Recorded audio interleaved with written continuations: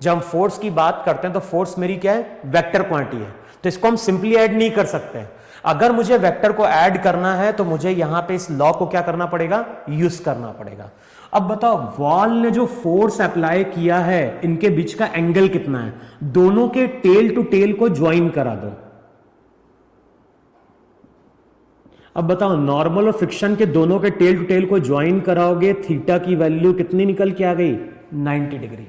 और थीटा अगर 90 डिग्री है तो जब इन दोनों फोर्स को हम ऐड करेंगे तो हम क्या बोलेंगे, हम बोलेंगे total force exerted by the wall वो हो जाएगा अंडर रूट ऑफ एन का स्क्वायर प्लस एफ एस का स्क्वायर। एन कितना दिया है 12, 12 का स्क्वायर 144, 5 का स्क्वायर, 5 का स्क्वायर हो गया 25, टोटल कितना बन गया, टोटल बन गया √169 न्यूटन। तो ये अगले स्टेप में क्या निकल के आ गया, 13 न्यूटन।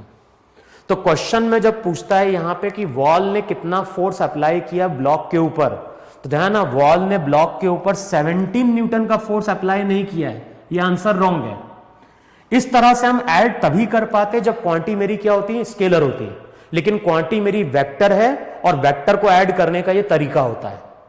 तो यहां पे अगर हम पूछ रहे हैं कि वॉल ने ब्लॉक के ऊपर कितना फोर्स अप्लाई किया है, तो वॉल ने ब्लॉक के ऊपर टोटल 13 न्यूटन का फोर्स क्या किया है, अप्लाई किया है।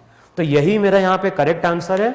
और ये जो क्वेश्चन है इस तरह का, ये IIT JEE में 2000 या 2001 में पूछा जा चुका है।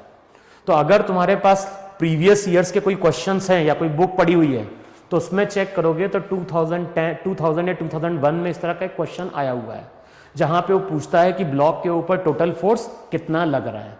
क्लियर इतना? तो इतना नोट डाउन करो यहां पे।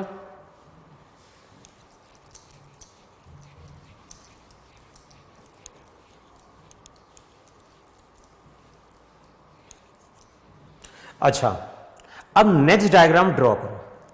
नेक्स्ट डायग्राम में हम लोग क्या बोल रहे हैं कि ये हो गया ग्राउंड, यहां पे एक ब्लॉक, ब्लॉक के ऊपर यहां पे एक फोर्स है मान लो 2 न्यूटन का, यहां पे एक फोर्स है 4 न्यूटन का एट एन एंगल 60 डिग्री। फिर यहां पे एक और फोर्स है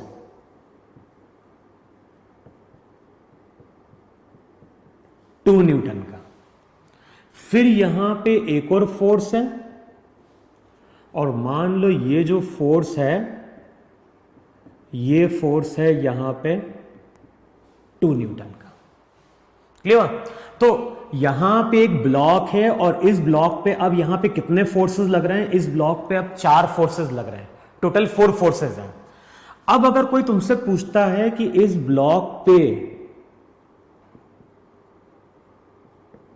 टोटल फोर्स कितना है, तो अब क्या बोलोगे? समझ में? इस ब्लॉक के ऊपर हमने 4 फोर्सेस अप्लाई किए और अब मैं तुमसे पूछता हूं कि इस ब्लॉक के ऊपर टोटल कितने फोर्सेस, यानी इस ब्लॉक पे जितने भी फोर्सेस लग रहे हैं उन सभी फोर्स का टोटल कितना है, टोटल या फिर रिजल्टेंट कितना है। तो अब ध्यान रखना, अगर मैं तुमसे यहां पूछ रहा हूं कि टोटल फोर्स कितना है, इसका मतलब है कि मुझे सभी वेक्टर्स को ऐड करना है। लेकिन अब यहां पे जब इन फोर्सेस को ऐड करना है तो लॉ ऑफ पैरेललोग्राम एप्लीकेबल नहीं हो पाएगा, क्योंकि लॉ ऑफ पैरेललोग्राम तभी एप्लीकेबल है जब हम केवल दो फोर्सेस या दो वेक्टर्स को हम क्या करते हैं, ऐड करते हैं। अब यहां पे हम बात कर रहे हैं उस केस की जहां पे मोर देन 2 वेक्टर्स को क्या करना है, ऐड करना है। तो अभी तक जितनी हमने थ्योरी पढ़ी है लॉ ऑफ पैरेललोग्राम की, उस थ्योरी से हम इस क्वेश्चन को सॉल्व नहीं कर सकते, क्योंकि उस थ्योरी से हम केवल 2 वेक्टर्स को ऐड कर सकते हैं और यहां पे हम बात कर रहे हैं मोर देन 2 वेक्टर्स को ऐड करने की। तो जब भी हमें मोर देन 2 वेक्टर्स को ऐड करना होगा तो वहां पे हम वेक्टर की नेक्स्ट प्रॉपर्टी की बात करेंगे और इसको हम बोलते हैं प्रोजेक्शन ऑफ वेक्टर। तो नेक्स्ट हेडिंग तुम लोग डालो वहां पे प्रोजेक्शंस ऑफ वेक्टर।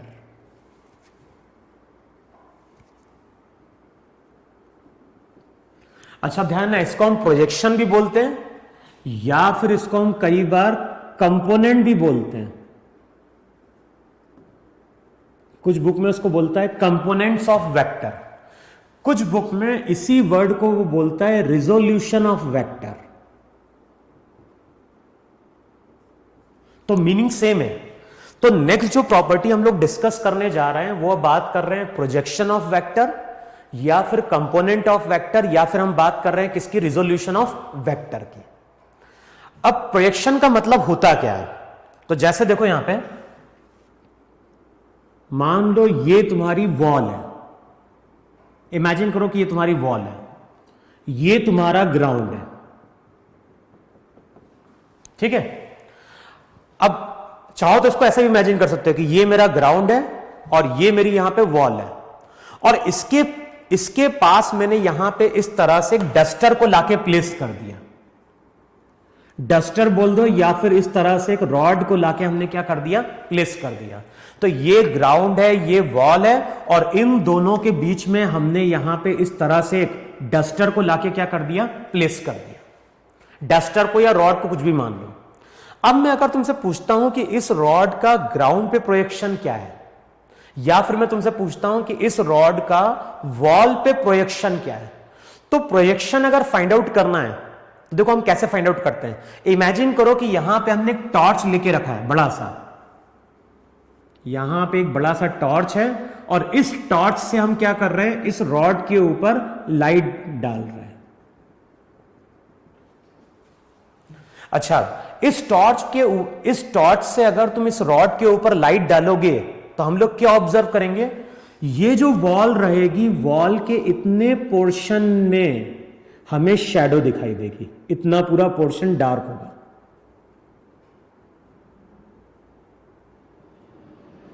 होगा नहीं होगा? तो इतना पोर्शन हमें वॉल पे क्या होगा, डार्क दिखाई देगा, बाकी जगह लाइट, बाकी जगह वॉल क्या कर रही होगी, ग्लो कर रही होगी। सिमिलरली अगर मैंने कोई यहां पे लाइट का सोर्स ऊपर लिया, टॉर्च, और अब मैंने टॉर्च से लाइट डाली, फर्स्ट केस में मैंने टॉर्च कैसे पकड़ा था, फर्स्ट केस में टॉर्च मैंने पकड़ा था parallel to the ground. Second case में टॉर्च को मैं कैसे होल्ड कर रहा हूं, सेकेंड केस में मैं टॉर्च को होल्ड कर रहा हूं परपेंडिकुलर टू द ग्राउंड। अब यहां पे जब तुम लाइट डालोगे इस रॉड के ऊपर, तो इमेजिन करो यहां पे इतना जो पूरा पोर्शन रहेगा ग्राउंड का, वो तुम्हें पूरा डार्क दिखाई देगा। तो इतना पूरा पोर्शन तुम्हारा डार्क है, और इसके बाद का जो पोर्शन रहेगा, ये पोर्शन की बात करें या फिर ये पोर्शन की बात करें, तो ये पोर्शन मेरे वहां पे क्या कर रहे होंगे, ग्लो कर रहे होंगे वहां पे। तो रॉड पे जब हम इस तरह से लाइट डालते हैं तो इतना पोर्शन जो शैडो का मिलता है, इसी को हम बोलते हैं कि ये रॉड का प्रोजेक्शन है, किस पे, वॉल पे। तो इसको हम बोलते हैं प्रोजेक्शन ऑन वॉल।